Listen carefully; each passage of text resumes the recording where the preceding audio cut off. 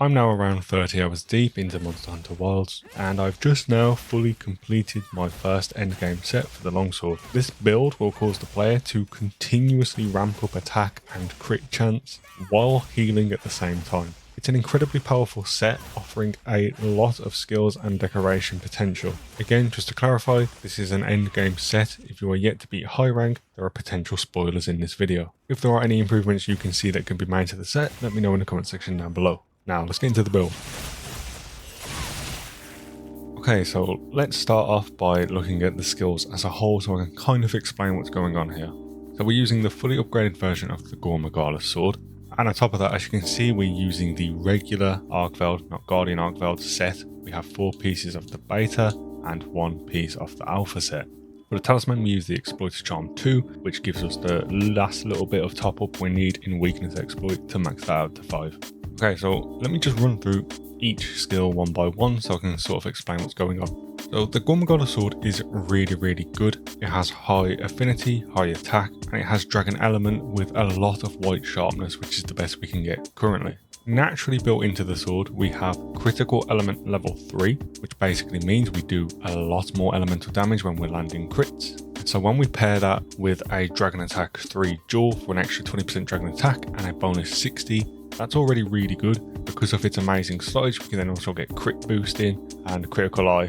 We get focus as well, another benefit of using the decorations. I'll try my best and let you know what's a decoration and what's not. So for Gormagala, the core thing here is the critical element. And there's a reason why this is really important that we'll get into right now. So across the Arkveld armor set, we have a skill called Convert Element. Now, what Convert Element does is essentially whenever you take an elemental attack, which most monsters in this game do have, you are going to get a buff to your dragon damage.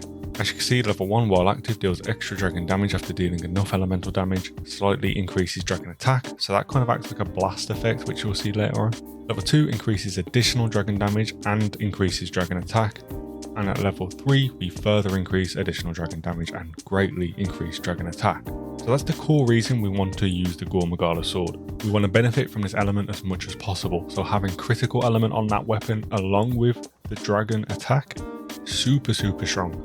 The set naturally has a couple pieces of weakness exploit on it as well, as you can see in the chest and the waist. So by using the Exploiter Charm 2, which is the fully upgraded version of the charm that we can get at the minute, we can get weakness exploit all the way up to level 5. What this means is that attacks that hit weak points have 30% increased crit chance, and if we hit wounds, that gets an extra 20%, meaning 50% crit chance, just from weakness exploit. So now all of a sudden, our critical element is going to be proccing a lot more, which is already boosted a lot by our Convert Element skill. We can then pair that with the crit boost decorations and critical eye decorations. Crit boost straight up just increases our critical hit damage.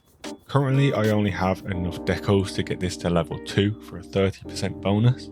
If there is a way we can max that out to 5 in the future, that's probably our priority. Critical eye level 1 gives us plus 4% affinity, which isn't a huge bonus, but it's pretty much the most useful thing I have at the minute that I can slot in. As mentioned, the focus is coming from our decoration. It just fills our longsword gauge faster, which is a nice little boost. Defense boost isn't ideal, it's kind of just a comfort skill while I'm farming out other decorations. But it does give us more survivability, so it's not a terrible option. The other amazing thing with the Arkveld set is it naturally comes with Quick Sheath 3 if you use the beta and alpha set as I am there. As you can see, the legs naturally come with Quick Sheath level 2 and the waist naturally comes with Quick Sheath level 3. And what this does, as you'll see a bit later on, and I will show you this, we can just use our Quick Sheath a lot faster, which means we can then use our IS/counter a lot more.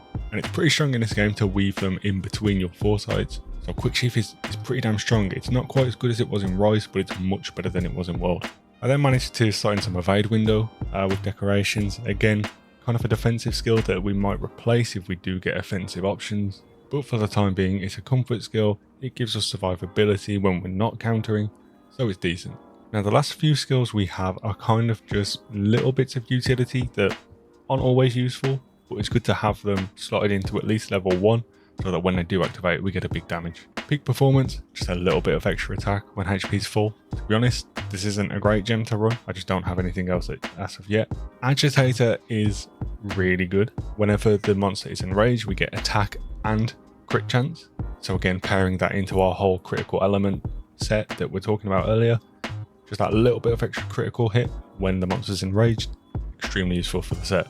So now we have a skill called Burst, which is really used for the Longsword in Monster Hunter Wilds.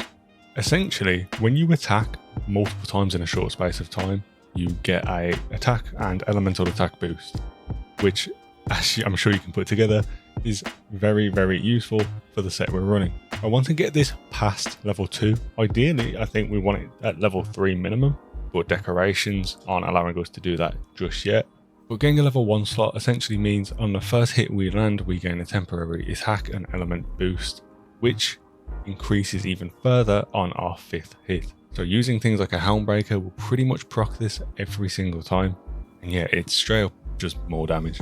Everything else here, as you can see, is kind of just additional things we managed to slot in with Deco. So we managed to get a bit of Divine Blessing, Recovery Speed, Coalescence, which to be fair is quite useful. Essentially whenever we recover from a Blight, which again there's a lot of Blight in this game, we get more damage, which is useful. We get an Evade Extender, means we just roll slightly further.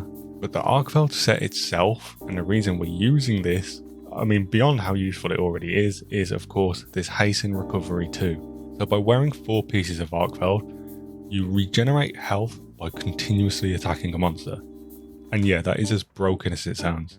Pretty much we have a build where we do a bunch of damage, we get rewarded for the more hits we land, and we heal any damage we taken by continuing to attack. And for Mantle, I recommend using the Corrupted Mantle.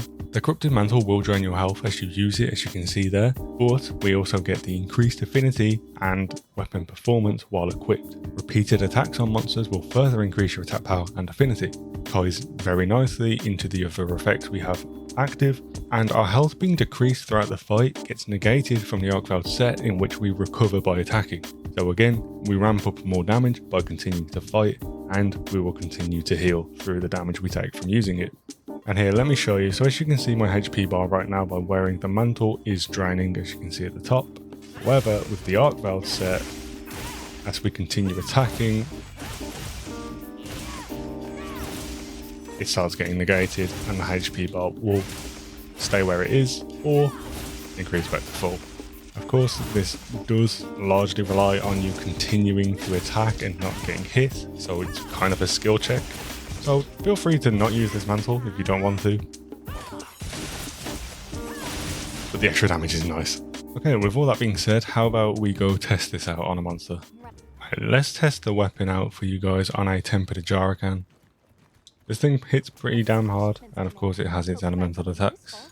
I'm going to leave the commentary here and let you guys enjoy the fight. What I'd recommend doing is pay close attention to the right hand side of the screen where you can see the various different effects activating. It will paint a really good picture. It paints a really good picture on how much uptime you have on some of these crazy skills. A lot of it is truly up for the majority of the hunt.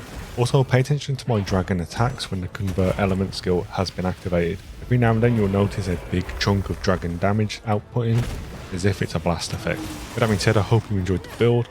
Feel free to stick around and watch the build in action. This was a tempered ajarakan hunt that only took 6 minutes, which is pretty damn good. And once again, let me know if you have any feedback on how I can change, amend or improve the build. If I do make any changes to the build, I will make sure to add that in a pinned comment or the video description. And let me know if you want to see any other build guides. Thanks for watching.